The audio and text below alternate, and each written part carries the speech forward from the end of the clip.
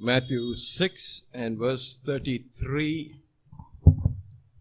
I'm sure you know this verse by heart. மத்தேயு 6:33 மனப்பாடமாக இந்த வசனம் உங்களுக்கு இருக்கும் என்று எதிர்பார்க்கிறேன்.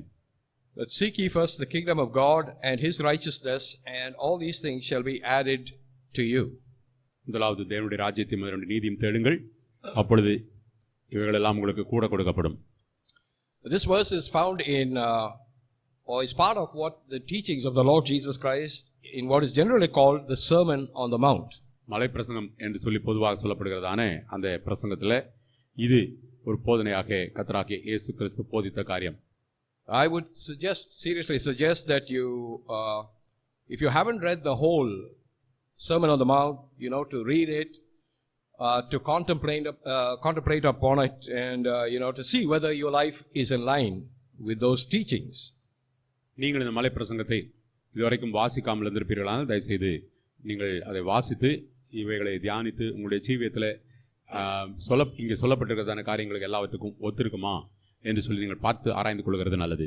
Okay, we are dealing with the subject, and we will continue to deal with the subject, I think for quite some time now, is how should we now live in spite of all the things that are happening around us.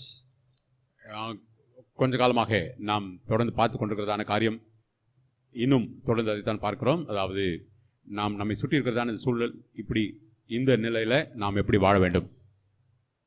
Just shall live by faith. விசுவாசத்தினாலே தான் நீதிமான் பிழைப்பான்.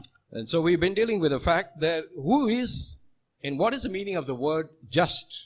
அப்படியானால் நீதிமான் என்றால் யார் என்கிறதை குறித்து தான் நாம் ஆரம்பித்தோம். And we have to understand that because it is one of the basic teachings of God for not only for the world, the unsaved person, but for us as well. ரட்சிக்கப்படாதவர்களுக்காக தேவன் வைத்திருக்கிறதான அந்த போதனைகள் என்கிறதுல இதுவும் ஒன்று. அது அவர்களுக்கு மாத்திரமல்ல நமக்கும் தான் பொருத்தமானது. And the clear cut teaching is it is God who must justify us. தெளிவான போதனை என்ன? தேவன் தான் நம்மை நீதிமானாக்க வேண்டும். The word justify or justified as we've been saying is to be right, to become right, to be right and then to become right. நீதிமானாக்கப்படுதல் என்று சொல்லும் பொழுது நாம் நீதி உள்ளவர்கள் ஆதல், நீதி உள்ளவர்களாக நடந்து கொள்ளுதல். If you take all the people in the world today, maybe about 7.5 billion people, everybody he or she thinks he or she is right. இன்றைக்கு இருக்கிறதான உலகம் இதில் இருக்கிறவர்கள் அதில் 700 கோடி மக்கள் இருக்கிறார்கள். பெரும்பாலும் நாங்கள் நீதிவான்களாகத்தான் வாழ்கிறோம் என்று சொல்லிக் கொண்டிருக்கிறவர்கள். We always make the assumption that we are right. நாம் எல்லாருமே நியாயம் செய்கிறவர்கள் தான் என்று சொல்லி யூகித்துக் கொள்கிறோம். And most often than not we can be proved that we are wrong. ஆனால் பல நேரங்களில் நாம் தவறு தான் செய்கிறோம், நாம் அநியாயம் தான் செய்கிறோம் என்கிறது தெளிவாகிறது. So there is a rightness according to the word of God. எனவே தேவனுடைய வார்த்தையின்படியாக நீதி என்கிறது ஒன்று உண்டு. And only whom God justifies will understand what it means to be right in his sight. யார் தேவனால நீதிமான் ஆக்கப்படுகிறார்களோ அவர்கள்தான் அவருடைய பார்வையில நீதிமான் ஆக்கப்படுதல் என்றால் என்ன என்கிறதை புரிந்து கொள்ள முடியும். Because he is the only one who understands what it means to be right. எனவே நியாயம் என்றால் என்ன என்கிறதை அப்படிப்பட்டவர்கள் தான் சரியாக புரிந்து கொள்ளவே முடியும். None of us understand that because we are all fallen into sin. We are saved by the grace of God and we are still learning the concept of what it means to be right. ஆனால் நாம் யாருமே இன்னும் சரியாக புரிந்து கொள்ளவில்லை. நாம் எல்லாரும் பாவிகளாக இருந்து நாம் ரட்சிக்கப்பட்டவர்கள் என்கிறதுனால இன்னும் தேவனுடைய பார்வையில நாம் நீதிமான்கள் என்றால் என்ன என்கிறதை சரியாக புரிந்து கொள்ளாமல் இருந்து கொண்டுதான் இருக்கிறோம். And it's a good thing to be taught what it means to be right. ஆனால் நீதிமானாக இருக்கிறது என்றால் என்ன என்கிறதை நாம் போதிக்கப்படுவது நல்லது. So what Jesus is saying here, because Jesus is speaking. பாருங்கள் இயேசு என்ன சொல்கிறார் இந்த இடத்துல? அவர்தான் பேசுகிறார். He's talking about a lot of different subjects on what is called the Sermon on the Mount. மலை பிரசங்கம் என்கிற இடத்துல பல காரியங்களை குறித்து இந்த இடத்துல பேசினார். And then in the verses that are just prior to the verse that we just read, Matthew 6:33, you will find that he's discussing, the needs of mankind. மத்தேயு 6:33 நாம் வாசித்தபடியாக மனிதர்களுடைய தேவைகள் என்னது என்கிறதையும் அந்த இடத்துல சொல்கிறார். Look at verse 25 for example.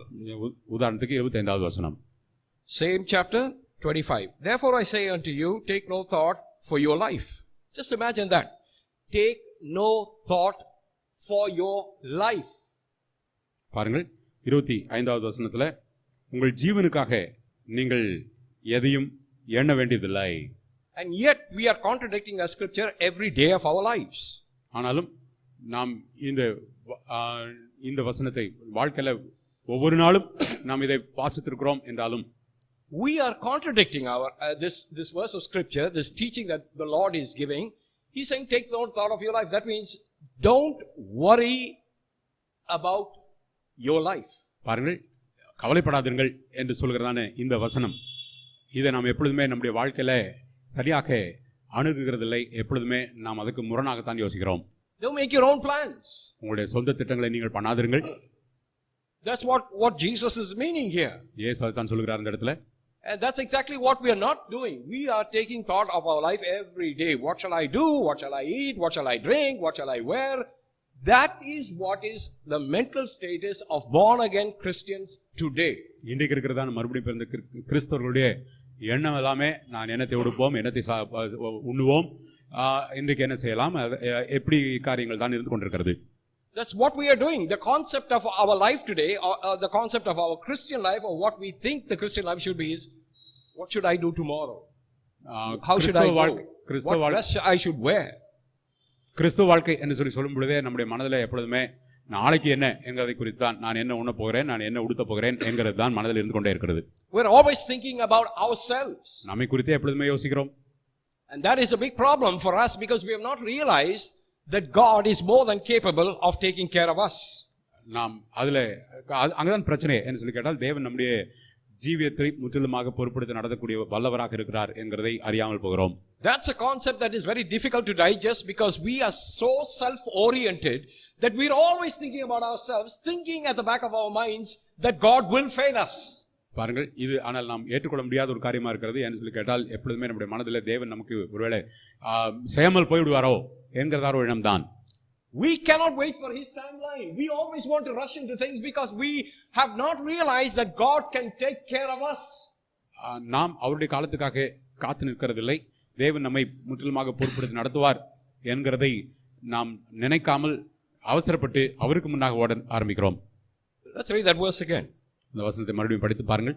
Verse 25. Therefore I say unto you, take no thought for your life.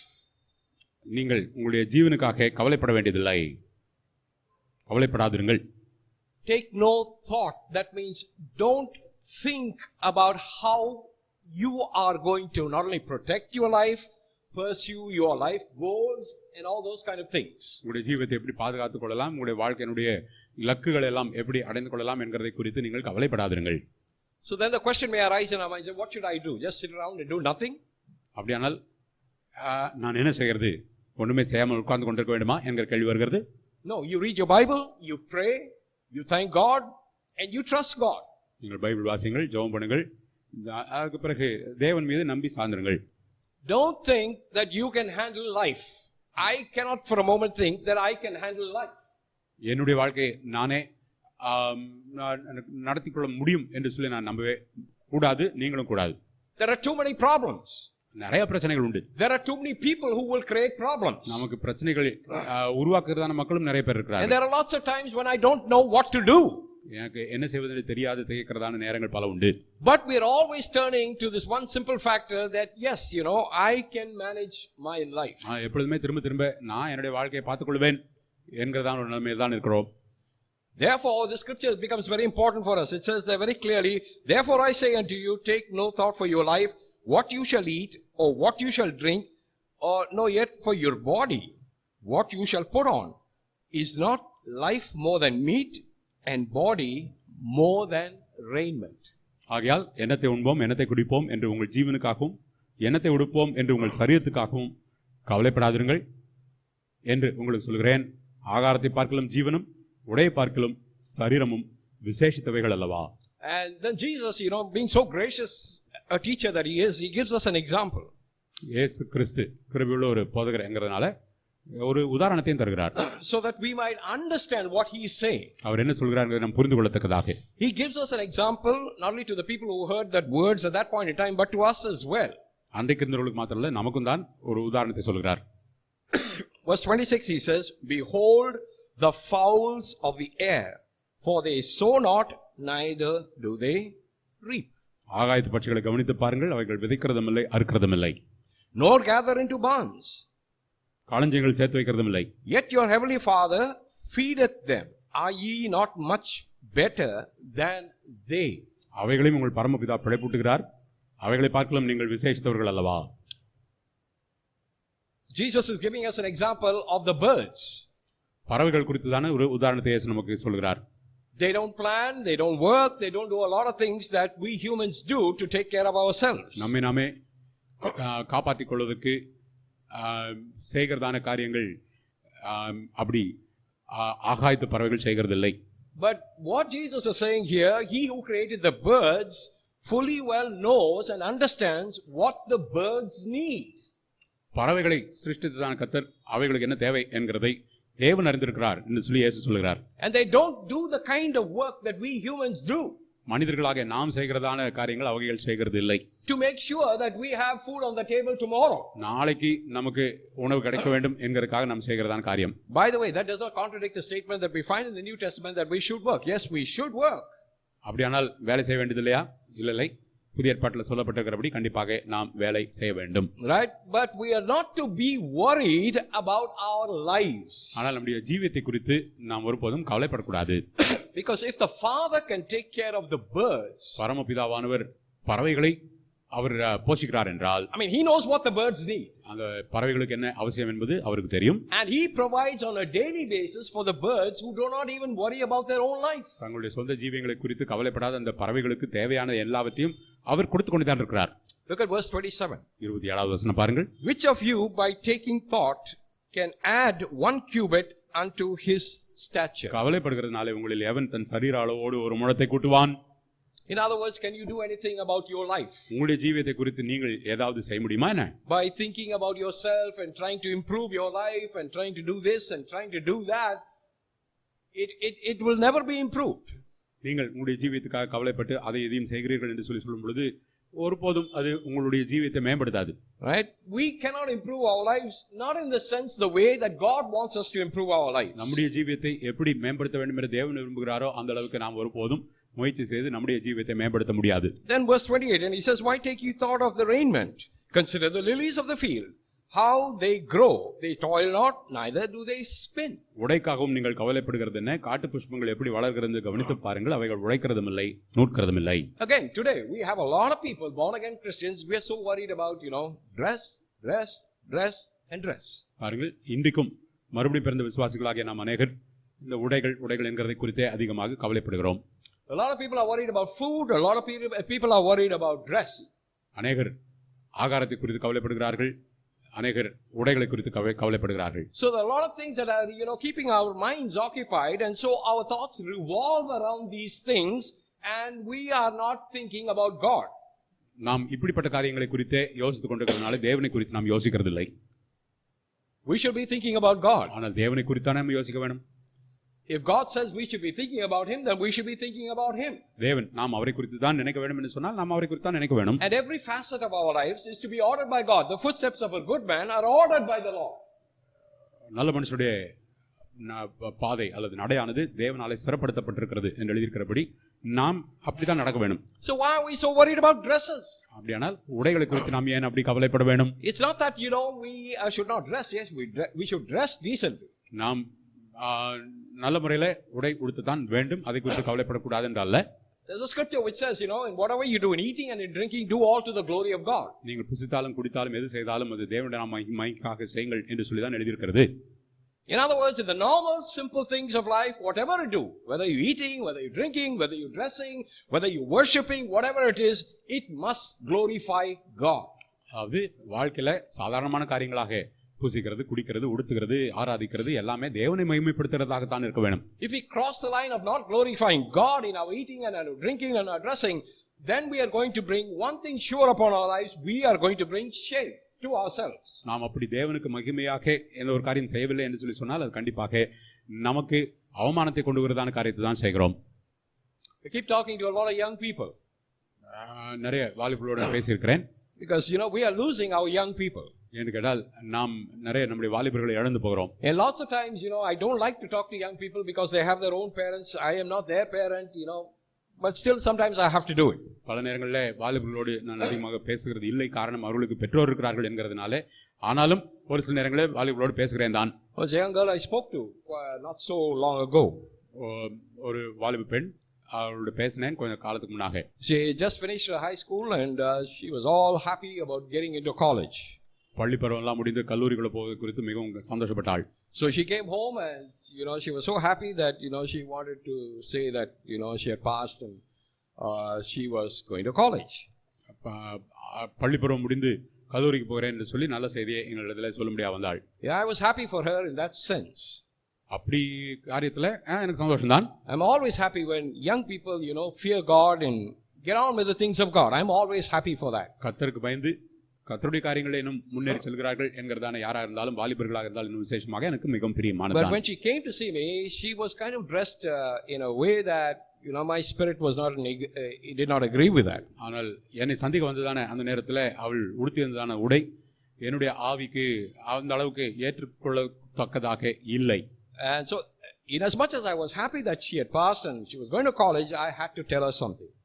அவள் pass பண்ணி காலேஜுக்கு போகிறாள் என்கிறதான அந்த காரியம் எனக்கு சந்தோஷமா இருந்தாலும் அவளுக்கு ஒரு காரியத்தை நான் சொல்ல வேண்டியதா இருந்தது. Again, because I am not that girl's parent, but I have to tell her that. நான் அந்த பெண்ணினுடைய பெற்றோர் அல்ல, ஆனாலும் நான் சொல்ல வேண்டியதா இருந்தது. Why? Because the parents were not doing that. என்று கேட்டால் அவளுடைய பெற்றோர் அப்படி விசுவாசிகளாக இல்லை. And she was dressed in such a manner that so I had to say this and it came out very strongly. அவளுக்கு மிகவும் கராராக சொல்ல வேண்டியதாயிற்று. I said, if you dress like that, you are inviting the opposite sex to rape you. நீ இப்படி உடை உடுத்துகிறாய் என்று சொல்லி சொன்னால் உனக்கு எதிர்ப்பாளினர் ஆண்கள் உன்னை கற்பழிக்கிறதுக்காக நீ அவர்களை வரவேற்கிறாய் என்ற அர்த்தம். I mean, it may not happen physically, or it might happen physically, but at least in the mental capacity of the human mind of the males, they will do that. அவர்கள் சரீர பிரகாரமாக ஒருவேளை அவளை கற்பழிக்கவில்லை என்று சொல்லி சொன்னாலும் மனதில் அப்படி ஆண்கள் செய்து விடுவார்கள். I mean, other people, they know how to dress. Take the Muslims. They know how to dress. மற்றவர்கள் உதாரணத்துக்கு முஸ்லிம்ஸ் எடுத்துக்கொண்டீர்களானால் அவர்களுக்கு உடை உடுத்துவது எப்படி நன்றாக என்பது தெரியுமே. The ladies will cover themselves. அந்த பெண்கள் அந்த முஸ்லிம் பெண்கள் தங்களையே முற்றிலுமாக மறைத்துக் கொள்கிறார்களே. They are not going to go to heaven, but at least they have a form of religion which tells them this is not the appropriate way that women should dress.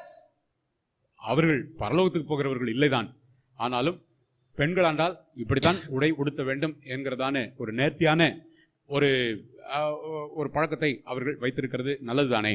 And parents, we should wake up to this fact that dressing becomes so important. பெற்றோர் நாம் கண்டிப்பாக இந்த ஒரு காரியத்துக்கு விழித்துக் கொள்ள வேண்டும். நம்முடைய பிள்ளைகள் உடை உடுத்துகிறது என்கிறதுல மிகவும் முக்கியமான காரியம் இது. Please don't cry foul when something wrong happens to any one of your kids, because you are the cause. அதுக்கு பிறகு உங்களுடைய பிள்ளைகளுக்கு ஏதாவது துரஷ்டமான ஒரு காரியம் சம்பவிக்குமானால் நாம் குறை சொல்லிக் கொண்டிருக்க கூடாது என்று கேட்டால் அதுக்கு காரணமே நாம் தான். If things happen to your sons or things happen to your daughters, and bad things will happen, evil things will happen, just because a person was inappropriately dressed. சரியான விதத்தில் உடை உடுத்தவில்லை என்கிறதுக்காகவே கண்டிப்பாக உங்களுடைய மகனோ மகளோ ஒரு பொல்லாத காரியத்தில் மாட்டிக்கொள்வது என்கிறது சாத்தியமானதுதான். We don't want to go to extremes. We don't want to get undressed, and at the same time we don't want to get overly dressed, wear white and all those kind of things. நாம் வெள்ளையும் சொல்லையும் உடுத்தி அப்படித்தான் வர வேண்டும் என்கிறதும் அல்ல, அதே நேரத்தில் கண்டிப்பாக ஒரு சரியான விதத்தில் உடை உடுத்தாமல் அங்கங்களை காண்பிக்கிற அளவுக்கு உடுத்துகிறது என்கிறதும் தவறுதான். I mean, whether we are eating, whether we are drinking or we are dressing, it all should be glorifying God. நாம் புசிக்கிறதா இருந்தாலும் குடிக்கிறதா இருந்தாலும் உடுத்துகிறதா இருந்தாலும் அது தேவனை மகிமைப்படுத்துகிறதாகத்தான் இருக்க வேண்டுமே. I mean, every aspect of our lives should glorify Him. நம்முடைய வாழ்க்கையினுடைய ஒவ்வொரு காரியமும் கண்டிப்பாக தேவனை மகிமைப்படுத்துகிறதாகத்தான் இருக்க வேண்டும். And you will notice here in the scriptures that we have been reading, it always starts with the mental processing. பாருங்கள், நீங்கள் பைபிள் வாசித்து பார்த்தால் எப்பொழுதுமே மனதிலே எண்ணங்கள் எழும்புகிறது என்கிறதுல தான் ஆரம்பிக்கிறதே. Look at verse 31. 31வது வசனம் பாருங்கள். Again it says that therefore take no thought. கவலைப்படாதீர்கள். Notice the word thought. It occurs again and again in all these verses. ஆங்கிலத்தில் அந்த வசனங்கள் எல்லாவற்றிலுமே அந்த தாட் என்கிறதான வார்த்தை, அதாவது சிந்தை என்கிறது வருகிறது. The word thought is related to our mind, our mental process. சிந்தை என்று சொல்லும் பொழுது நம்முடைய மனது சம்பந்தப்பட்டது. It's related to the fact of, we are always thinking about certain things. அது எப்பொழுதுமே நாம் ஏதோ ஒரு காரியத்தை யோசித்துக் கொண்டே இருக்கிறோம் என்கிறதை சொல்கிறது. What we shall eat, what we shall drink, what we shall wear. நாம் என்னத்தை உண்ணுவோம், உடுப்போம், குடிப்போம் என்கிறதுதான். Doesn't God know about all this? தேவனுக்கு இதெல்லாம் தெரியாதா என்ன? Doesn't he know that we need clothes to wear? நாம் எப்படிப்பட்டதானே உடை உடுத்த வேண்டும் என்பது அவருக்கு தெரியாதா? Yes, he knows that we need clothes to wear. நமக்கு கண்டிப்பாக உடை உடுத்துவதற்கு தேவை என்பது அவருக்கு தெரியும். But he also gives us the free will to choose the kind of clothes that will glorify him. ஆனால் தேவனை மகிமைப்படுத்தத்தக்கதான உடைகளை நாம் தெரிந்து கொள்ள வேண்டும் என்கிறதும் கர்த்தர் சொல்கிறார். Right? He gives you money. அதுக்கு பணம் கொடுக்கிறாரே. But he doesn't give you money to make your mental process revolve around, I should look good before somebody else. ஆனால் எப்பொழுதுமே மற்றவர்களுக்கு முன்பாக நான் இன்னும் நல்ல முறையில் கவர்ச்சிகரமாக இருக்க வேண்டும் என்கிறதான ஒரு எண்ணத்தையே நீங்கள் கொண்டவர்களாக இருக்க தேவன் விரும்புகிறது இல்லை. Am I looking good before God? That's the most important thing. தேவனுக்கு முன்பாக நான் அவருக்கு பிரியமாக இருக்கிறேனா? அதுதான் மிக முக்கியமானது. Is God pleased with the way I dress? நான் உடுத்துகிறதான இந்த விதத்திலே தேவன் மகிமைப்படுகிறாரா? Is God pleased with the way I eat things that he has provided for me, giving him thanks? நான் தேவன் எனக்கு கொடுத்திருக்கிறதானே அந்த போஜனம் அது அவருக்கு நன்றி சொல்லி நான் உண்ணுகிறேனா? We are moving away from the principles of God's word and we are going to face the consequences of it. தேவனுடைய வார்த்தையை விட்டு நாம் விலகி போய் கொண்டிருக்கிறோம். அதனாலே அதனுடைய விளைவுகளை நாம் சந்திக்க தான் வேணும். We should be careful because these are not the apostles' words. Even though I believe the apostle Paul's words is inspired by the Holy Spirit, but these are Jesus' words. பாருங்கள், இதெல்லாம் தேவனுடைய வார்த்தை என்கிறதுனாலே கண்டிப்பாக நாம் இதற்கு அதிக முக்கியத்துவம் கொடுக்கத்தான் வேணும். Even Paul talks about how we should dress. Even Isaiah talks about how we should dress. பாருங்கள், பழைய ஏற்பாட்டிலே கூட நாம் எப்படி உடுத்த வேண்டும் என்று சொல்லி ஏசாயா கூட அப்படி எழுதுகிறார். So the thing starts with a mental process. What's going on with our minds? எனவே நம்முடைய மனது என்ன நிகழ்கிறது என்கிறத ஆரம்பிக்கிறதே. And that's why the Bible says guard your heart with all diligence. அதனால தான் உங்களுடைய இதயத்தை எல்லா காவலோடும் காத்துக்கொள் என்று எழுதி இருக்கிறது. Why are we adding the word heart there? Because the mental process is also a part of the outworking of what is called the heart. பாருங்கள், இருதயம் என்று ஏன் சொல்லி இருக்கிறது என்று சொல்லி கேட்டால் நம்முடைய மனதிலே நிகழ்கிறதெல்லாம் இந்த இருதயம் என்கிறது சம்பந்தப்பட்டதான ஒரு காரியமாகத்தான் பைபிள் எழுதி இருக்கிறது. And the world system that is formed by the god of this world. இந்த பிரபஞ்சத்தின் தேவன் அவன் இந்த உலகத்தினுடைய அமைப்புகளை எல்லாம் அவன் உண்டாக்கி வைத்திருக்கிறான். Has so much of influence upon our mindset. நம்முடைய மனதிலே அதிகமாக அவன் பாதிக்கக்கூடியவனா இருக்கிறான். I mean, if you watch the TV or if you're watching the cell phone or whatever you're watching and how much ever time you spend on these objects will determine how your mind process works. பாருங்கள், நீங்கள் தொலைக்காட்சியோ அல்லது உங்களுடைய செல்போன்ல இருக்கிறதான காரியங்களோ இதையே ரொம்ப அதிகமாக பார்த்து கொண்டிருப்பீர்களானால் கண்டிப்பாக உங்களுடைய மனதில் எப்படிப்பட்டதான எண்ணங்கள் எழும்புகிறது என்கிறதுக்கு நீங்கள் இடம் கொடுக்கிறீர்கள். Advertisers spend thousands if not lakhs of rupees for just 2 seconds of an advert. விளம்பரம் செய்கிறவர்கள் 2 மணித்துளி என்கிறதான அந்த நேரத்துக்கு கூட அப்படிப்பட்ட விளம்பரத்துக்கு கோடிக்கணக்கான பணம் செலவு பண்ணுகிறார்கள். Why are they spending so much of money? Because they want to trap you in a mindset. ஏன் அப்படி செலவு செய்கிறார்கள்? உங்களை ஒரு குறிப்பிட்ட மனப்பான்மைக்குள்ளாக கொண்டு வர வேண்டும். They will trap you with an advert which will make you think. அவர்கள் கொண்டு வரதான விளம்பரம் உங்களை சிந்திக்க யோசிக்க தூண்டுகிறது. It will make you think that you would look good if you have that product on yourself. பாருங்கள், அந்த அவர்களுடைய பொருள் நீங்கள் அதை வாங்கி பயன்படுத்தும் பொழுது மற்றவர்களுக்கு நீங்கள் மிகவும் கவர்ச்சிகரமாக இருப்பீர்கள் என்று சொல்லி உங்களை எண்ண வைக்கிறது. Long time back I read an article on how beauty products are made. வெகு காலத்துக்கு முன்பதாக அழகு சாதனங்கள் எல்லாம் எப்படி உற்பத்தி செய்கிறார்கள் என்பதை வாசித்து பார்த்தேன். And I was shocked. எனக்கு அதிர்ச்சி தந்தது. Because in the beauty products, especially lipstick and all the chaps and all those kind of things that they sell. ஏன்னு கேட்டால் அழகு சாதனங்கள் என்று விற்கிறார்களே, அந்த உதட்டு சாயம் இப்படி போன்ற காரியங்கள் எல்லாம்.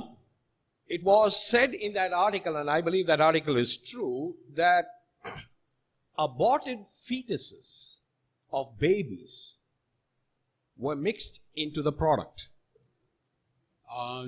கருவிலேயே சிதைந்து போன குழந்தைகள் அவைகளுடைய அந்த உறுப்புகள் அவைகளுடைய காரியங்கள் எல்லாம் இப்படிப்பட்டதாக இந்த அழகு சாதனங்கள் உற்பத்தி செய்கிறதுல பயன்படுத்தப்படுகிறது.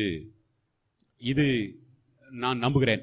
Now you know why abortion, at least, you know, if you want to walk across to an abortion clinic, you can do that. Women can do that and get some money in the process because they will take the aborted kid. In other words, it's called murder, but they would take the aborted kid, take the aborted parts of the baby, sell it to the beauticians who manufacture beauty products. கருச்சிதைவு செய்கிறதான ஆஸ்பத்திரிக்குள்ளாக போனால் இன்றைக்கு கூட சீக்கிரமாக கருச்சிதைவு செய்து அந்த கரு அதை எடுத்து இப்படிப்பட்டதான அழகு சாதனம் செய்கிறதான அந்த தொழில் நிறுவனங்களுக்கு விற்று விடுகிறார்கள் இன்றைக்கு கூட. So pro-abortionists in America and other countries of the world, they are going against, you know, God's teaching, and they are saying, don't tell me what to do, it's my body.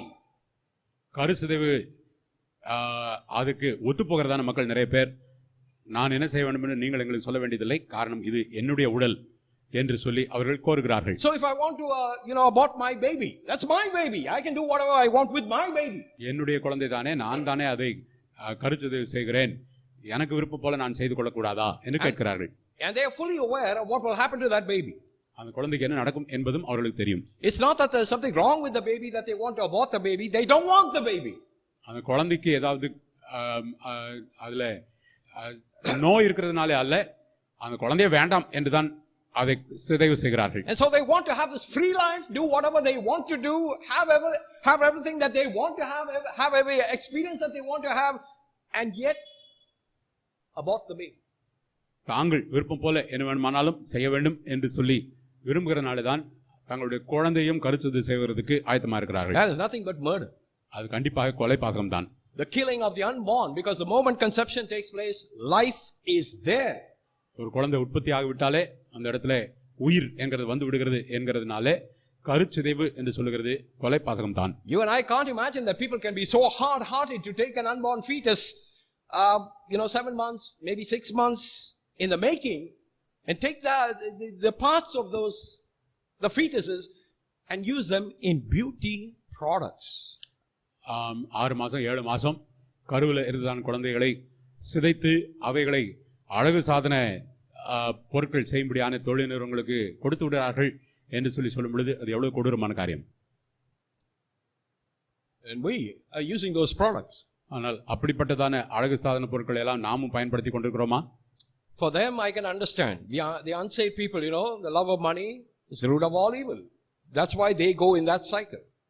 உலகத்தார் ரட்சிக்கப்படாதவர்கள், அவர்கள் பண ஆசை எல்லா தீமைக்கும் வேறா இருக்கிறது என்கிறது போல அவர்கள் செய்கிறதுனால அது அந்த வழியாக அவர்கள் போகிறார்கள் என்கிறது ஆச்சரியமில்லை. What about us? நம்மை குறித்த அளவில் we are using beauty products that have fetuses of babies that have been murdered. கொலை பாதகம் செய்யப்பட்டதான அந்த கருச்சிதைவு செய்யப்பட்ட குழந்தைகள் என்கிறதான அந்த கருவிலிருந்து எடுக்கப்பட்ட பொருட்களினாலே செய்யப்படுகிறதான அழகு சாதன பொருட்களை நாம் பயன்படுத்தி கொண்டிருக்கிறோமே. Please understand this. If you don't know about these things, at least now you know about these things, make a decision. இதெல்லாம் உங்களுக்கு ஒருவேளை தெரியவில்லை என்றாலும் இப்பொழுது உங்களுக்கு தெரியுமே, தீர்மானம் எடுங்கள். Verse 32. For after all these things do the Gentiles seek. The word Gentiles means those that are lost. இவைகள் எல்லாம் அஞ்ஞானிகள் நாடுகிறார்கள், அதாவது தொலைந்து போனவர்கள், ரட்சிக்கப்படாதவர்கள். Then look at the last phrase of that verse. For your heavenly Father knoweth that you have need of all these things. இவைகள் எல்லாம் உங்களுக்கு வேண்டியவைகள் என்று உங்கள் பரமபிதா அறிந்திருக்கிறார். This gives you the truth, the absolute truth, the most certain truth, that your heavenly Father, that means you are born again, and that's why God the Father is your heavenly Father. நீங்கள் மறுபடியும் பிறந்திருப்பீர்களானால் கண்டிப்பாக பரமபிதா அவர்தான் உங்களுடைய பிதாவாக இருக்கிறார்.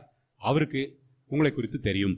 So he knows everything that you stand in need of. உங்களுக்கு அவசியமானது என்னது என்கிறது எல்லாம் அவருக்கு தெரியும். What is it that you need now? இப்பொழுது உங்களுக்கு அவசியமானது என்ன?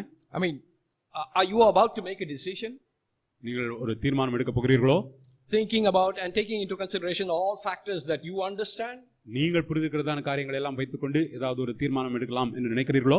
Or have you sought God, or are you in the process of seeking God and waiting for God to explain to you his plan for what you should do? அல்லது நீங்கள் கர்த்தருக்காக காத்திருந்து உங்களுக்காக நீங்கள் என்ன செய்ய வேண்டும் என்று தேவன் வைத்திருக்கிறதான திட்டம் என்னது என்கிறதுக்காக காத்திருக்கிறீர்களா?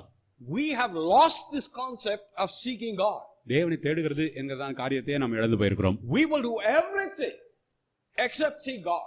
தேவனை தேடுகிறது என்கிறதை தவிர மற்ற எல்லாமே செய்வோம். Somehow we have come into this idea that yes, God saved us, we become born again believers, but after that God is not involved with us. நாம் ரட்சிக்கப்பட்டிருக்கிறோம், ஆமாம், ஆனால் அதுக்கு பிறகு தேவன் நம்மோடு இடைப்படுகிறது இல்லை என்கிறதான ஒரு எண்ணத்துக்குள்ளாக எப்படியோ போய்விட்டோம். I mean, was God involved with Adam even after he fell into sin? பாருங்கள், ஆதாம் பாவத்தில் விழுந்ததுக்கு பிறகும் தேவன் அவனோடு இடைப்பட்டாரா? Was God involved with Abraham all throughout his life? ஆபிரகாமுடைய வாழ்க்கை முழுவதும் தேவன் ஈடுபட்டிருந்தாரா? Was God involved with Joshua right throughout his life? யோசுவா என்கிறவனோடு அவனுடைய வாழ்நாள் முழுவதும் தேவன் இடைப்பட்டிருந்தாரா? Was God involved with Moses right from his birth till his death? Was he involved with Moses all through his life? மோசேயுடைய வாழ்க்கை பிறப்பிலிருந்து மரணம் வரைக்கும் தேவன் ஈடுபட்டிருந்தாரா? Was God involved with Paul all through his life? பவுலுடைய வாழ்க்கை முழுவதும் தேவன் ஈடுபட்டிருந்தாரா? Was God involved with Peter all through his life? பேதுரு அவனுடைய வாழ்க்கையிலும் தேவன் ஈடுபட்டிருந்தாரா? And that begs the question, is God involved with you all of your life? அப்படியானால் உங்களுடைய ஜீவியத்தில் தேவன் முற்றிலுமாக ஈடுபட்டிருக்கிறாரா? And so if you believe that God is involved with you, then you must know your heavenly Father knows your need. தேவன் உங்களுடைய ஜீவியத்தில் ஈடுபட்டிருக்கிறார் என்று சொல்லி சொன்னால் தேவன் கண்டிப்பாக பரமபிதா உங்களுடைய தேவை என்னது என்கிறதை அறிந்திருக்கிறார் என்பதை நீங்கள் அறிந்திருக்க வேண்டும். And since he is perfect wisdom, he will make his wisdom available to you. அவர் பூரண ஞானம் உள்ளவர் என்கிறதுனால அவருடைய ஞானத்தை உங்களுக்கு கண்டிப்பாக தருவார். But then the question comes, okay, I understand what you're saying, but how do I acquire that wisdom? நீங்க சொல்ல புரியுது, ஆனால் அந்த ஞானத்தை நான் எப்படி பெற்றுக்கொள்ள முடியும்? How do I acquire that wisdom from God that I still stand in need of? எனக்கு அவசியமான இந்த ஞானத்தை தேவனிடத்திலிருந்து நான் எப்படி பெற்றுக்கொள்ள முடியும்? You know what the book of James says? If anybody, any man, any woman lacks wisdom. யாக்கோபு எழுதின நிருபம் வாசித்து பார்த்தால் எந்த ஒரு மனுஷனும் ஆணோ பெண்ணோ ஞானத்தில் குறைவுபட்டிருந்தால், I mean, you may be lacking God's wisdom at the moment. இப்பொழுது ஒருவேளை உங்களுக்கு தேவ ஞானம் குறைவாக இருக்கலாம். I mean, I may have received the wisdom of God 10 years ago, but I still need the wisdom of God in the situation that I find myself today. 10 வருஷத்துக்கு முன்பாக தேவ ஞானம் பெற்றிருந்ததான நான் இன்றைக்கு இருக்கிறதான இந்த சூழ்நிலையில கண்டிப்பாக தேவ ஞானம் எனக்கு அவசியமாகத்தான் இருக்கிறதே. You need the wisdom of God. I need the wisdom of God. உங்களுக்கும் எனக்கும் தேவ ஞானம் அவசியமே. So God has given us a promise in the book of James, and he says, if anybody lacks the wisdom of God, let him ask. யாக்கோபு நிருபத்தில் தேவன் நமக்கு வாக்கு பண்ணியிருக்கிறார், ஒரு ஞானத்தில் குறைவுள்ளவனா இருந்தால் இடத்துல கேட்க கடவன். Have you asked? கேட்டிருக்கிறீர்களா? You must ask. கேட்கணும். Right? If I need something, for example, if I need somebody to wipe a chair, I will say, please wipe that chair. ஒரு சேர் துடைக்கணும்னா தயவுசெய்து அது துடைங்கள் என்று சொல்லி நான் சொல்லுவேனே. If I need something else to be done, I will ask somebody and say, please do this. எனக்கு யாராவது செய்ய வேண்டும் என்று சொல்லி எனக்கு அவசியம் இருந்தால் இதை எங்களுக்கு செய்யுங்கள் என்று நான் கேட்பேன். So we need to ask. அதுபோல நாமும் கேட்க வேண்டும். And so when we ask, we are saying, I can't do this. நாம் கேட்கிறோம் என்று சொன்னால் என்னால முடியல என்ற அர்த்தம். I realize that in this situation I am totally helpless. இந்த சூழ்நிலையில் நான் முற்றிலுமாக உதவியற்றவன் என்று சொல்கிறேன். And so when we ask, we are just saying to the Lord, Lord, I don't know what to do. அப்படி கேட்கும் பொழுது கர்த்தாவே நான் என்ன செய்ய வேண்டும் தெரியவில்லை என்று தான் சொல்கிறோம். We recognize that we lack the wisdom. நமக்கு ஞானம் இல்லை என்று சொல்லி நாம் ஏற்றுக்கொள்கிறோம். And there is a possibility in the book of James again of receiving what is called devilish wisdom. ஆனால் யாக்கோபு நிருபத்தில் இன்னொரு காரியமும் சொல்லப்பட்டிருக்கிறது, பேய்களின் ஞானம் என்கிறதையும் கூட பெற்றுக்கொள்ள முடியும். So there is the wisdom that comes from God, there is a wisdom that comes from the devil. தேவனிடத்திலிருந்து வருகிறதான ஞானம் என்று உண்டு, பேய்களிடத்திலிருந்து வருகிறதான ஞானம் என்று உண்டு. If you read the book of James, you will find out what the wisdom that comes from the devil, and it can come to the believer's life. பேய்களிடத்திலிருந்து வருகிறதான அந்த ஞானம் என்று சொல்லி விசுவாசிகளுக்குள்ளாக வருகிறது எண்ணத்தை கொண்டு வரும் என்கிறதை நீங்கள் வாசித்து பார்த்தால் தெரியும்.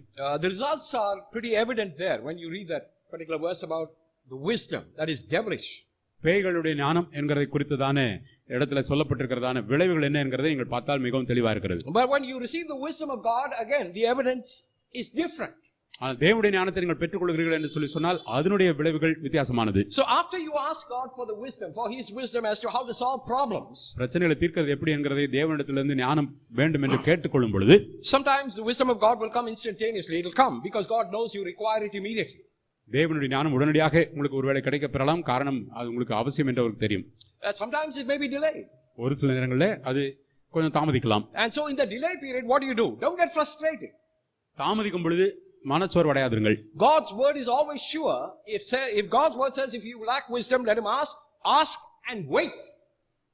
ஒரு ஞானத்தில் குறைவுள்ளா இருந்தால் அவன் கேட்க கடவன் என்று சொல்லும் பொழுது கேட்டுவிட்டு காத்திருங்கள். That's our work. Our work is to ask and then wait. நாம் கேட்க வேண்டியது நம் பட்சத்தில் கேட்டுவிட்டு காத்திருக்க வேண்டும். Never get into this idea that God is always going to be late. தேவன் தாமதிக்கிறார் எப்பொழுதுமே என்று நீங்கள் நினைக்கவே கூடாது. God is always on time. தேவன் எப்பொழுதுமே சரியான நேரத்தில் செய்கிறவர். He knows when you need his wisdom. உங்களுடைய ஞானம் அவருக்கு எப்பொழுது தேவை என்பது அவருக்கு தெரியும். But in the process of waiting, what he's actually teaching you is and me is to be dependent upon him. ஆனால் நாம் காத்திருக்கிறதா நேரத்தில் நாம் அவரை முற்றிலும் சார்ந்திருக்க வேண்டும் என்கிறதை தான் நமக்கு கற்றுக் கொடுக்கிறார். So we've got to learn to wait upon him. எனவே அவருக்காக காத்திருக்கிறதுக்கு கற்றுக்கொள்ள வேண்டும். It may take a week, it may take a month, it may take a year. அது ஒருவேளை ஒரு வாரம் காத்திருக்க வேண்டியிருக்கலாம், ஒரு மாதமோ ஒரு வருஷமோ கூட இருக்கலாம். But it is well worth the wait because you are waiting upon God. You're not waiting upon the government, you're not waiting upon a man. ஆனால் காத்திருக்கிறது தேவன் மீது என்கிறதுனாலே நல்லதுதான். மனுஷனையோ அரசாங்கத்தையோ காத்திருக்கவில்லையே. And when God holds on to the answer that you need, உங்களுக்கு தேவையான அவசியமான அந்த தீர்வு அல்லது பதில் தேவன் இன்னும் அவரிடத்திலே வைத்துக் கொண்டிருப்பாரானால் there may be other reasons why he is holding on to the wisdom that you need. உங்களுக்கு அவசியமான இந்த ஞானம் உடனடியாக அவர் கொடுக்கவில்லை என்கிறதுக்கான காரணம் இருக்கலாம். Perhaps there are things that you need to get rid of out of your life. உங்களுடைய ஜீவியத்திலிருந்து அகற்றப்பட வேண்டியதான காரியங்கள் ஒரு சிலது இருக்கலாமே.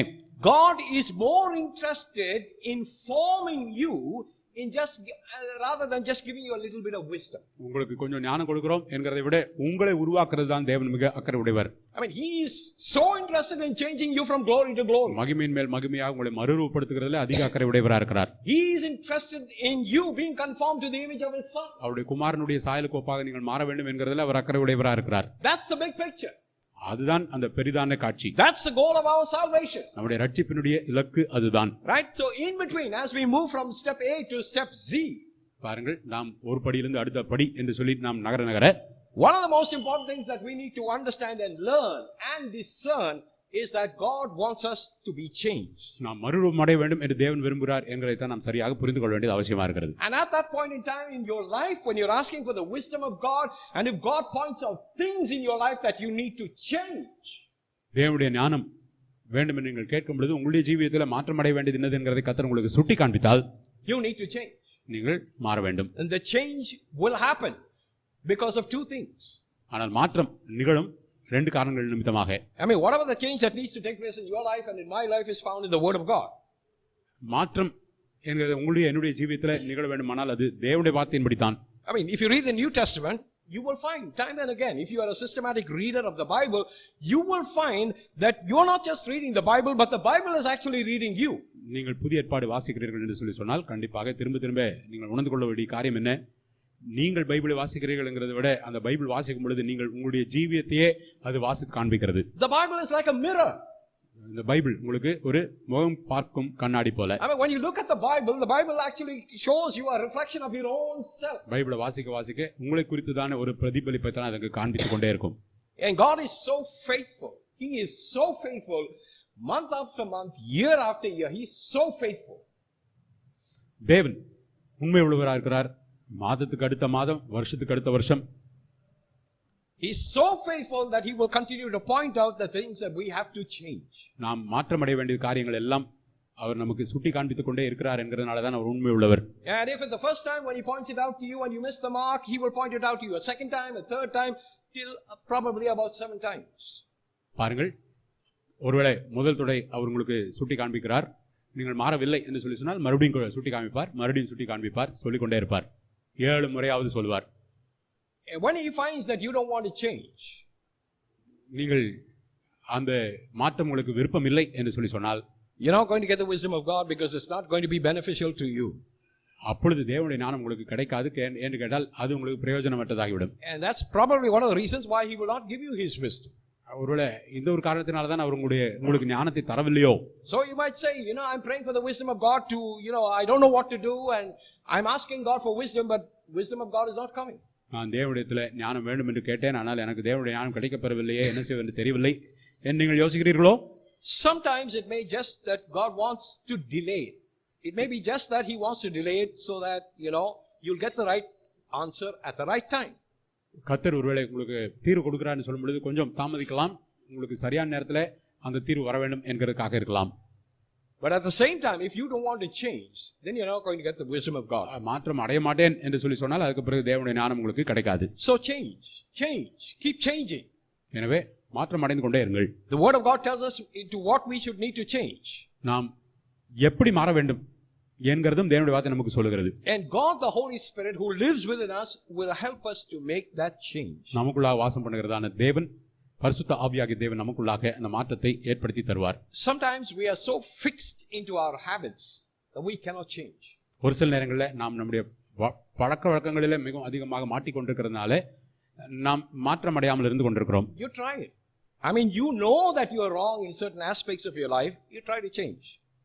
நம்முடைய வாழ்க்கையில் ஒரு சில இடங்களிலே நாம் தவறாகத்தான் இருக்கிறோம் என்கிறது தெரிந்திருந்தாலும் நாம் முயற்சிக்கிறதில்லை. You try to change, you cannot. நீங்களாக பார்த்து முயற்சித்தால் உங்களால மாற்றம் அடைய முடியாது. You will find that because we are so selfish, you, me, we are all so selfish, we are always thinking that we are right, and therefore to change becomes very difficult. நானும் சரி, நீங்களும் சரி, சுயநம்பிக்கையாளர்களாக நாம் இருக்கிறதுனா நாம் எப்பொழுதுமே சரிதான், நியாயம்தான் செய்கிறோம் என்று நினைத்துக் கொண்டிருக்கிறோம். அதனால தான் மாற்றம் என்கிறது நமக்குள்ளாக வரமாட்டேன் என்கிறது மிகவும் கஷ்டமாக இருக்கிறது. You and I have to change. ஆனால் நீங்களும் நானும் மாற்றமடையத்தானே வேணும். Our hearts have to change. 2 Corinthians chapter 3 verse 18, we have to change. பாருங்கள், நம்முடைய இருதயங்கள் மாற்றமடையத்தான் வேண்டும். 2 கொரிந்தியர் 3ஆம் அதிகாரம் 18ஆம் வசனத்தின்படியாக. In other words, we have to change and we have to be conformed to the image of Christ. That means the way Christ lived as a man, that's the way we've got to live. நாம் மாற்றமடைய வேண்டும், கிறிஸ்துவினுடைய சாயலுக்கு ஒப்பாக மாற வேண்டும். கர்த்தராகிய இயேசு கிறிஸ்து எப்படி வாழ்ந்தாரோ அதற்கேற்ப நாமும் நம்முடைய வாழ்க்கையை மாற்றிக்கொள்ள வேண்டும். And all of us have got to recognize that we are not all there. அதே நேரத்தில் நாம் எல்லாருமே அந்த இடத்துக்கு அடைந்து கொள்ளவில்லை என்கிறதையும் புரிந்து கொள்ள வேண்டும். We are not living the way Christ lived while he was here upon the earth. இயேசு கிறிஸ்து பூமியில வாழ்ந்த பொழுது எப்படி வாழ்ந்தாரோ அது போல நாம் எல்லாருமே வாழ்கிறது இல்லையே. And that's why the change has to take place. அதனால தான் மாற்றம் ஏற்படவே வேணும். On a daily basis. ஒவ்வொரு நாளும் நடக்கணும். Until that change becomes permanent in your character. நம்முடைய பழக்க வழக்கங்களிலே அது நிரந்தரமாகிற வரைக்கும் மாற்றம் ஏற்பட்டு கொண்டே இருக்க வேண்டும். How do we get fixed into our character? This is because of our thought process. பாருங்கள், நம்முடைய சுபாவத்திலே நாம் மாட்டிக்கொள்கிறோம் என்கிறதுக்கு காரணம் என்ன? நம்முடைய எண்ணங்கள் தான். For years we've been taught to do particular things in a particular way. வருடக்கணக்காக இப்படிதான் இதெல்லாம் செய்ய வேண்டும் என்று சொல்லிதான் நாம் போதிக்கப்பட்டிருக்கிறோம். And so we continue in that. அதனால தொடர்ந்து அப்படியே செய்து கொண்டிருக்கிறோம். And we pass it on to the next generation. அடுத்த தலைமுறையினருக்கும் அதை தான் சொல்லிக் கொடுக்கிறோம். We don't even stop to think what we are doing is right. Is it right in the sight of God? Should I pass this on to the next generation? நான் செய்கிறது சரிதானா, இது தேவனுக்கு பிரியமானது தானா, இது அடுத்த தலைமுறைக்கு நான் சொல்லித்தர வேணும்தானா, இதெல்லாம் யோசிக்கிறதே இல்லை. What we are thinking about is, I know this is right, this is my style, this is what I will do, and this is what I'll pass on to the next generation.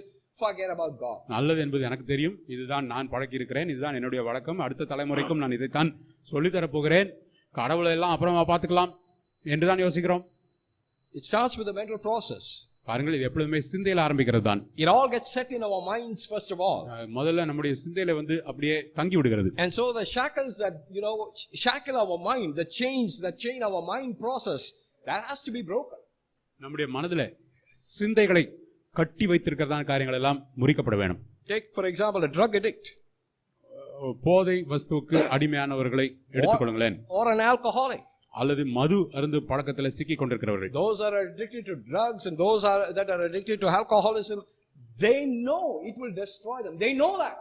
மதுக்கு அடிமையானவர்கள், போதை வஸ்துக்கு அடிமையானவர்கள், அவர்களுக்கு அது தெரியும், அது அவர்களை அழித்துதான் போடும்.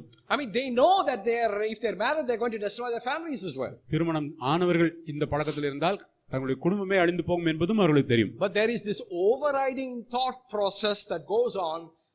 I want to enjoy the experience for whatever reason. ஆனாலும் அதையும் தாண்டி இந்த கெட்ட பழக்கங்களுக்கு அது எனக்கு சிற்றின்பத்தை தருகிறதே, அதை நான் அனுபவிக்க வேண்டும் என்று தான் நினைக்கிறார்கள். A lot of people who drink and who get addicted to drugs think that that's the way they can solve their problems. இப்படி மதுபானத்துக்கும் போதை வஸ்துகளுக்கும் அடிமையானவர்கள் அதன் மூலமாக பிரச்சனைகளை தீர்த்து கொள்ளலாம் என்று நினைக்கிறார்கள். So there are all kinds of thought processes going on before the man takes his first shot of drugs or his first drink of alcohol. எனவே முதலாவது முறை போதை வஸ்து எடுத்துக்கொள்கிறார்கள் அல்லது மதுபானம் எடுத்துக்கொள்கிறார்கள் என்று சொல்லும் பொழுது அதுக்கு முன்னாக நிறைய யோசிக்கிறார்கள். And then it becomes an addiction. ஆனால் அதுக்கு பிறகு யோசிக்காமலேயே அது ஒரு அடிமைத்தனமாகி மாறி விடுகிறது. And where is the addiction? It's in the mind. அந்த அடிக்ஷன் என்று சொல்கிறோமே அது எங்க?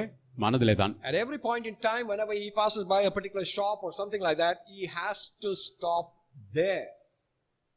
அப்பொழுது அதுக்கு பிறகு அந்த வழியாக போகும் பொழுதெல்லாம் அந்த இடத்துல நிறுத்தி அந்த மதுபானத்தையோ போதை வஸ்துவையோ வாங்க வேண்டும் என்கிறதான உந்துதல் தான் இருக்கிறது. He is not concerned about the money he's wasting and destroying his own life. He is not even concerned about the money he's wasting and destroying his own family's life. தன்னுடைய சொந்த ஜீவியத்தையும் தன்னுடைய குடும்பத்தையும் அழித்துக் கொண்டிருக்கிறதான இந்த பழக்கம், அதனாலே இந்த பணம் அழிந்து போகிறதே என்கிறதை குறித்து அவனுக்கு கவலையே இல்லை. That's why the thought process, how we think, becomes very important. எனவேதான் அவன் சிந்திக்கிறது எப்படி என்கிறது மிக முக்கியமானதாகிறது. So we've got to be careful with our mind. எனவே நம்முடைய மனதை குறித்து மிகவும் ஜாக்கிரதையாக இருக்க வேண்டும். Because once our minds are captured by whatever it is that captures us, then we've got problems. நம்முடைய மனதை இப்படிப்பட்டதான கெட்ட காரியங்கள் பிடித்துக் கொள்ளுமானால் அதுக்கு பிறகு பிரச்சனை தான். Right. We have come to 33 now. 33வது வசனம். Seek ye first the kingdom of God and his righteousness, and all these things shall be added unto you. முதலாவது தேவனுடைய ராஜ்யத்தையும் அதனுடைய நீதியையும் தேடுங்கள், அப்பொழுது இவைகள் எல்லாம் உங்களுக்கு கூட கொடுக்கப்படும்.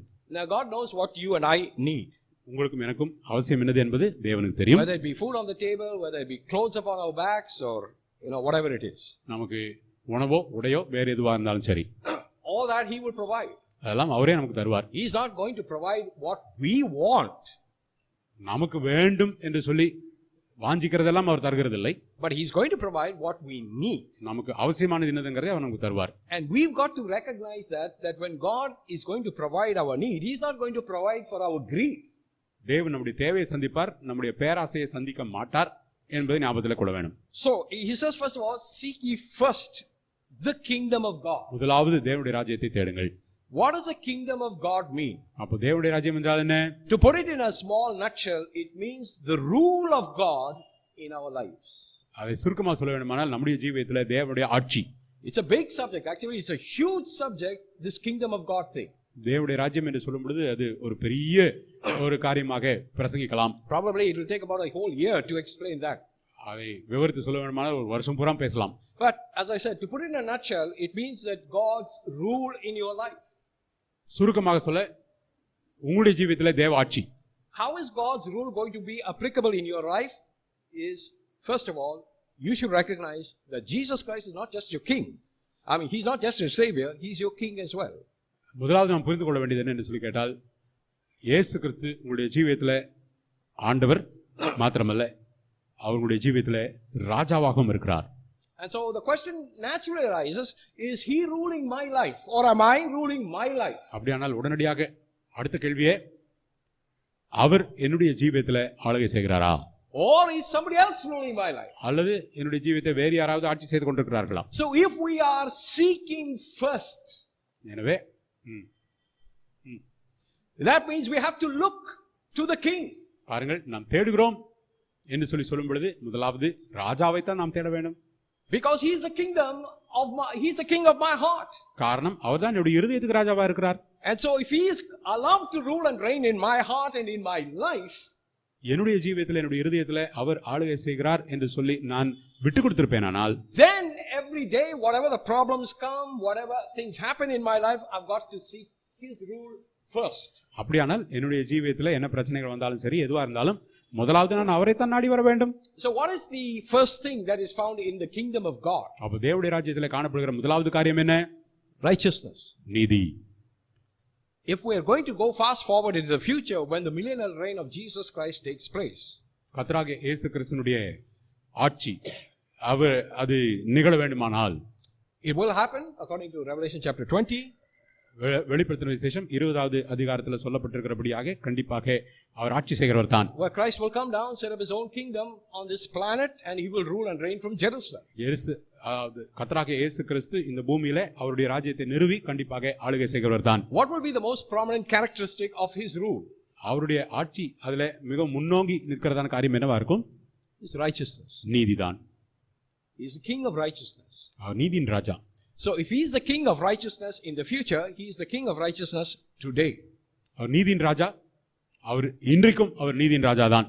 Right? So if he is your king, and if he is the king of righteousness, then you got to seek that righteousness of his. அவர் நீதியின் ராஜா என்கிறதுனால நீங்கள் அவருடைய நீதியை தான் தேட வேண்டும். You may think, I may think, okay, I know that I'm doing the right thing. நீங்களோ நானோ நான் சரியானதான் செய்து கொண்டிருக்கிறேன் என்று நினைக்கலாம். But you could probably be 100% wrong. ஆனால் ஒருவேளை நீங்கள் 100% தவறோ.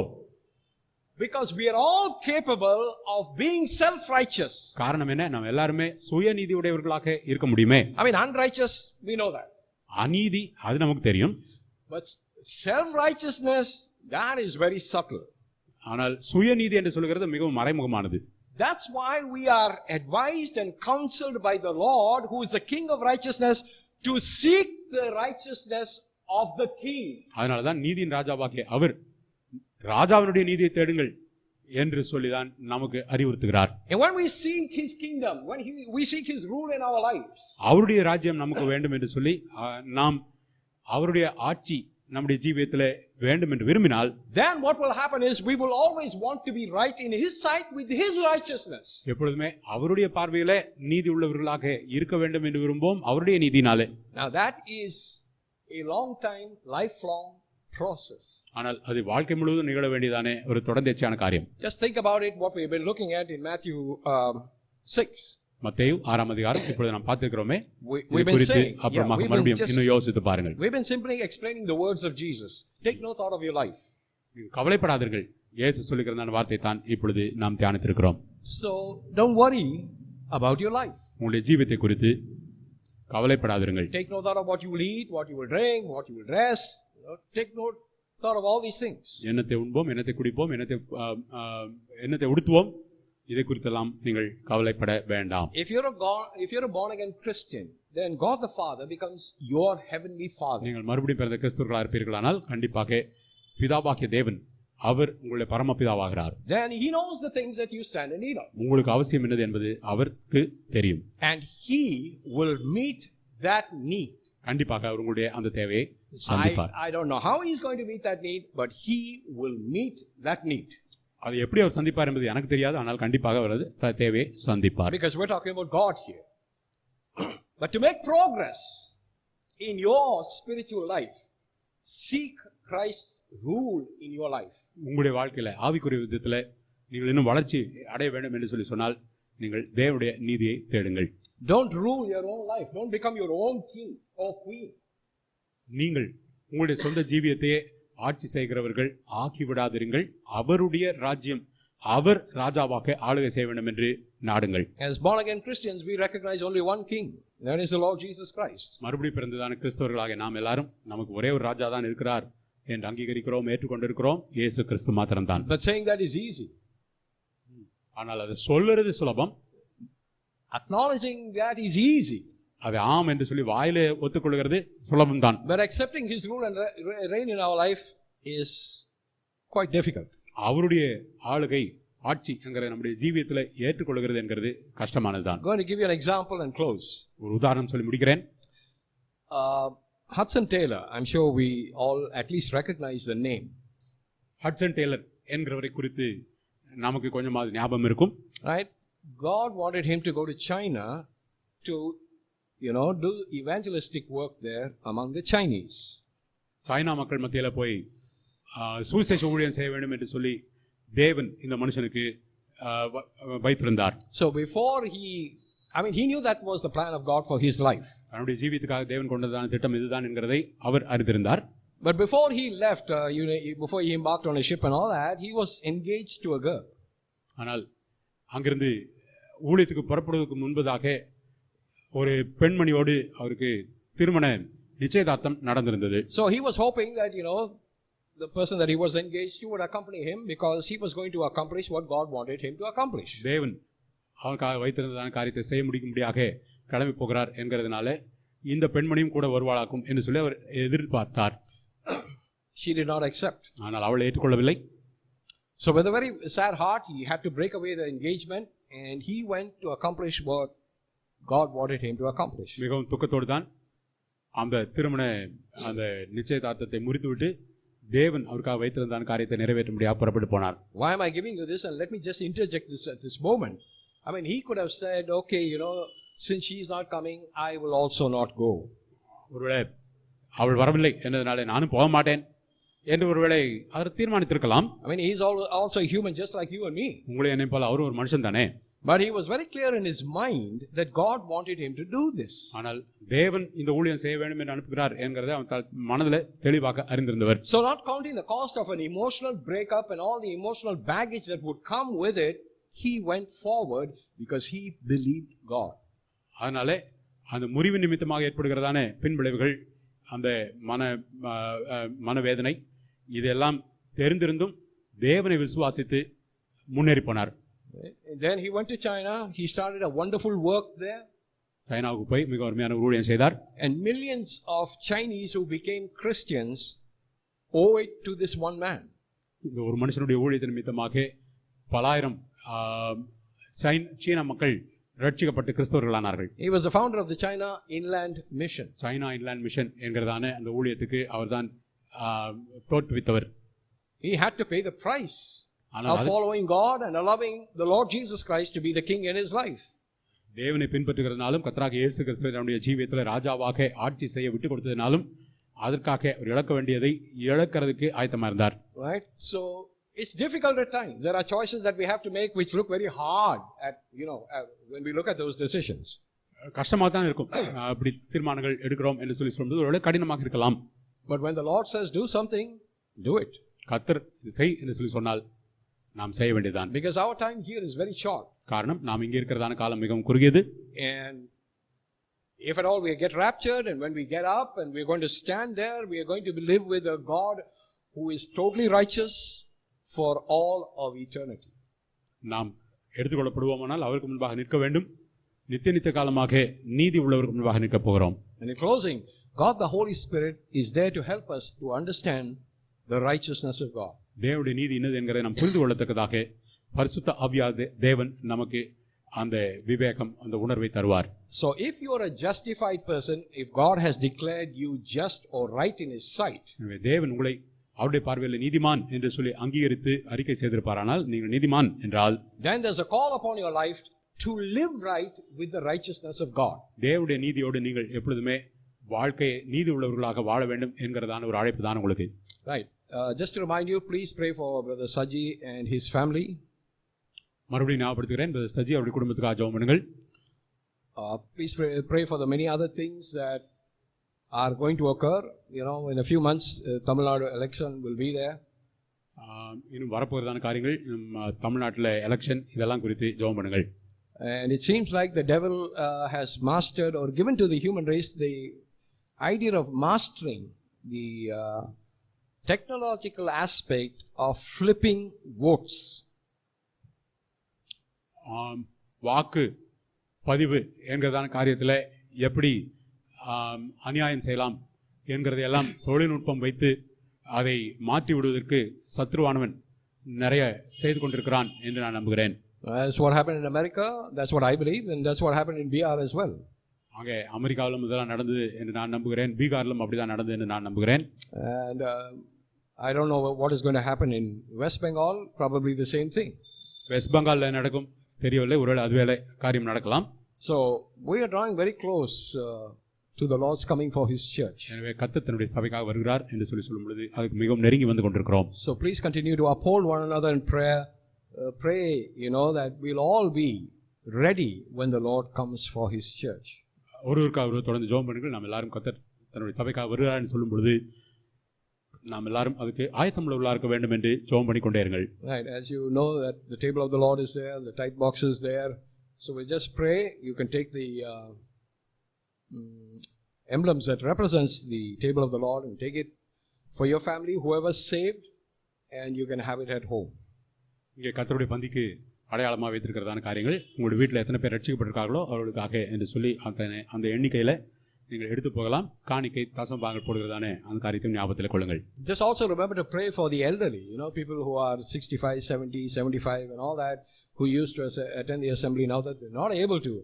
Please pray much for them, because I'm sure that they miss gathering together. வயதானவர்களுக்காக ஜெபம் பண்ணுங்கள். நம்மோடு சேர்ந்து இங்கே ஆராதித்ததான 65 வயதுக்கு மேலே இருக்கிறவர்கள் அவர்கள் நம்மோடு கூடி வர முடிகிறதில்லை. எனவே கண்டிப்பாக நம்முடைய ஜெபம் அவர்களுக்கு அவசியமாக இருக்கிறது. தொடர்ந்து அவர்களை ஜெபத்தில் தாங்குங்கள். Let's pray. ஜெபம் பண்ணலாமா? Father, we thank you for this morning.